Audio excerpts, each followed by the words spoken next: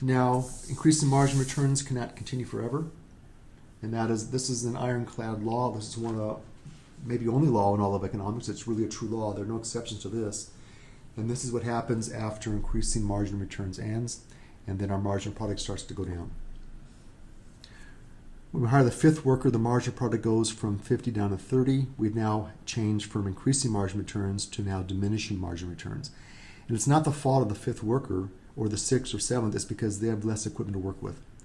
You keep throwing workers into a business, into an advertising firm, into a McDonald's restaurant, into a chair factory, into a farm. You're going to find you cannot keep throwing workers in and expecting production to increase forever.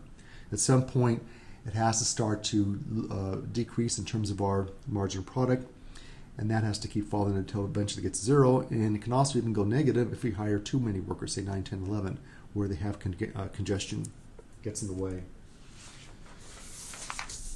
So at some point, we're going to come across the iron law, you might say, of diminishing marginal returns. As more and more of a variable input is added to a production process, holding at least one of the input constant, the resulting increments of production after some point will. It's not may, it's will. No one is exempt from this law. Due to additional workers having, after some point, less and less capital to work with. So we put workers into our chair factory. The first ones can maybe specialize on certain kinds of machines, equipment. After those machines are taken, then the other workers can help out, maybe use the equipment when they're on break, can help carry materials from one workstation to another. But again, they have less equipment to work with. It doesn't mean don't hire them, because look at the numbers. Even though the marginal product is going down, it's still adding chairs to our business. So it doesn't mean production is going down. And that's one mistake students make. They think that diminishing returns is when marginal product is going down. No. I'm sorry, it's when marginal product is negative. No.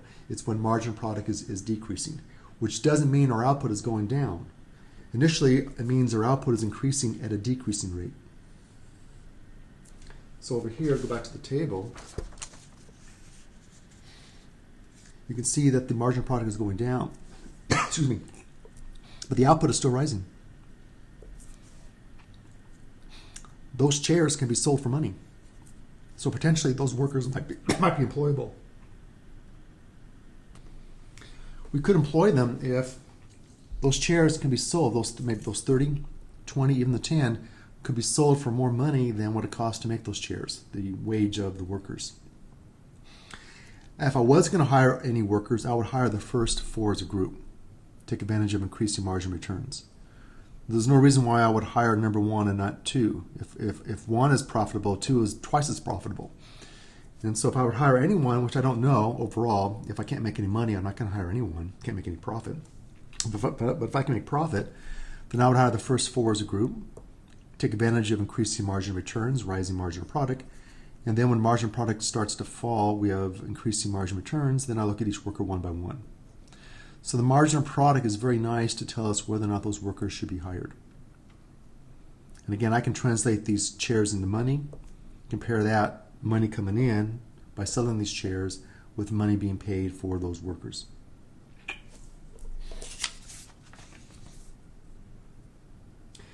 So we have 2 kinds of returns. One is when a business starts out and workers can specialize, and that's when your margin product is rising, increasing margin returns, and then after some point, any firm will come across diminishing. Now, this is a short run concept. In the short run, we have fixed capital. In the long run, we can change this. Diminishing returns starts at worker number 5. We could postpone that by adding more capital equipment, by expanding the size of our factory. If I double the size of my factory, then maybe I can increase marginal product for maybe workers 5, 6, 7, 8, 9. So I can push back diminishing margin returns, but no matter how large of a factory I build or large of an office building I build, at some point, if I keep throwing workers into it, eventually I will come across diminishing margin returns. And then graphically, what I did is I went to Excel and I put in this data that I just calculated into Excel. And we got our 3 data Production numbers, we have total product up here, marginal product, and then average product. I divided this line right here, that's for workers. On the left side, we have our increasing margin returns, where marginal product is rising. And what's going on there is that my total product is increasing at an increasing rate. If you can see, it's getting steeper and steeper and steeper. It's accelerating. My margin product is rising, and that will be driving up my average product. Everything's rising on the left side of for workers. On the right side, things start to slow down. My marginal product is falling. Notice that my total product is not going down. It's still rising, but at a decreasing rate. It's getting flatter. My average product keeps rising for a little bit.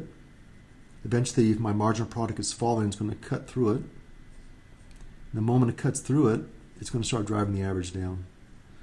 So average comes down eventually due to diminishing returns, but it's sort of delayed. It takes a while for it to impact the average. As long as, again, the margin is above the average, it drives the average up. And the moment the margin drops below the average, it drives the average down. Which means the marginal product always cuts the average product at the average product's maximum point. Now the next step is to take these ideas of production and turn them into money and look at our cost of doing business.